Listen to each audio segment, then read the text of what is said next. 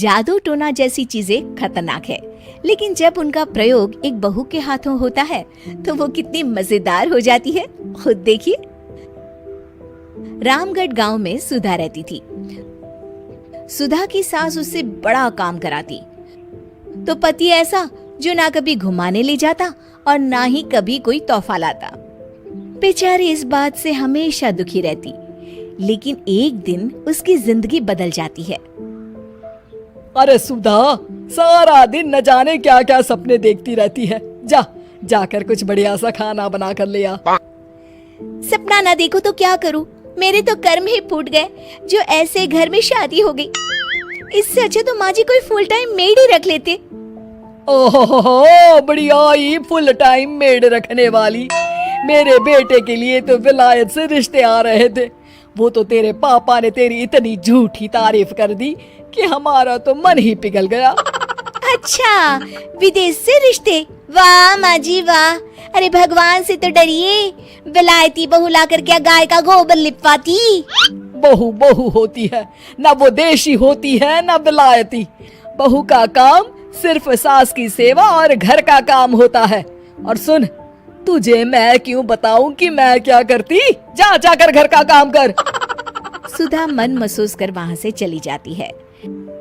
शाम को सुधा का पति जल्दी घर आता है, जिसे देख सुधा खुश हो जाती है।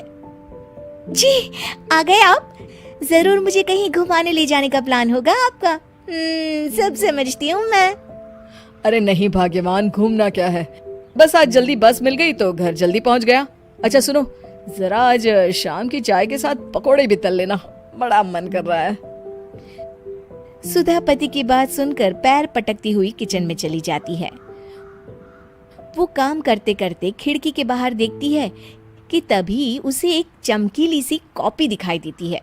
वो खिड़की से उस कॉपी को उठा लेती है और उसे खोल कर देखती है तो उसमें सुनहरे अक्षरों में लिखा होता है, जादुई किताब, इस पर जो लिखो वो सच होता है। सुधा उस किताब को देखकर खुश हो जाती है और जल्दी से पास रखी पेंसिल उठाकर उसमें लिख देती है, मेरी सास सारा काम कर दी। तभी उसकी सास किचन में आ जाती है और कहती है, अरे बहू, सारा दिन लगी रहती है काम में, अब जाकर आराम कर ले। मैं तेरे लिए चाय और गर्मा गर्म पकोड़े लेकर आती हूँ। सुधा ये देखकर हैरान हो जाती है और कॉपी लेकर कमरे में आ जाती है। तभी वो देखती है कि उसका पति आराम से बैठकर किताब पढ़ रहा होता है। सुधा झट से कॉपी निकालकर उसमें लिखती है, मेरा पति मुझे घुमाने ले जाए। बस फिर क्या था, सुधा का पति किताब बगल में रख देता है और उससे कहता है, बहुत दिन हो गए हम कहीं घूमने नहीं गए ना, चलो कल मैं ऑफिस से छुट्टी ले लेता हूँ। सुधा ये सुनकर खुश हो जाती है कि तभी उसकी सास हाथ में चाय और पकोड़े लेकर खड़ी हो जाती है। चलो बहू, कुछ खा लो।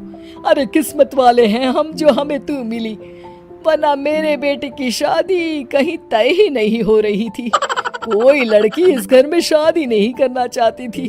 ले बहू, खा ले। अब तो सुधा की बल्ले बल्ले हो गई थी। सुधा की सास और पति बस उसके इशारों पर घूमते।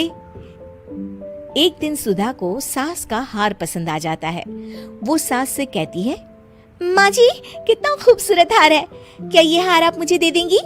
ओए होए, बढ़ियाई, मुझे दे देगी? अरे तेरी माँ ने दिया है ना मुझे, जो मैं तुझे दे दूं? मैं अपने एक भी गहने तुझे कभी नहीं दूंगी। तभी सुधा अपने कमरे में जाती है और कॉपी में लिख देती है, सास के सारे गहने मेरे हो जाए। अब क्या था, थोड़ी ही देर में सास एक संदूक लेकर उसके कमरे में आ जाती है। बहू, ये ले। ये क्या है माँ जी? बेटा, ये मेरे गहने हैं। अब मुझ बुढ़िया पर तो ये अच्छे नहीं लगते। तेरी तो उम्र है पहनने उड़ने की, ये ले, गहने तू ही रख ले। तभी सुधा की नजर उस हार पर पड़ती है जो सासू माँ ने पहना है। और माँ जी, ये हार जो आपके गले पर है? सास हार उतारते हुए कहती है, हाँ बहू, ये भी ले ले। फिर कान के टापस उतारते हुए कहती है, ये ले बेटा, तू ये भी ले ले। फिर एक एक कर वो अपने सारे पहने हुए गहने उतारने लगती है। ये भी ले ले बहू, ये भी ले ले। सुधा तो खुशी के मारे बौखला जाती है। हाँ हाँ, लाइए लाइए, लाइए लाइए। तभी सुधा का पति उसके पीछे आकर खड़ा हो जाता है और जोर से चिल्लाता है, अरे सुधा, क्या हुआ?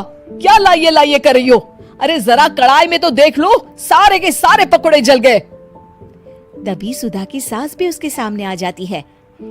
इस लड़की से तो एक काम ठीक से नहीं होता, दिन भर सपने ही देखती रहती है। तभी सुधा को होश आता है। वो खिड़की के बाहर देखती है जहाँ उसे कुछ दिखाई नहीं देता।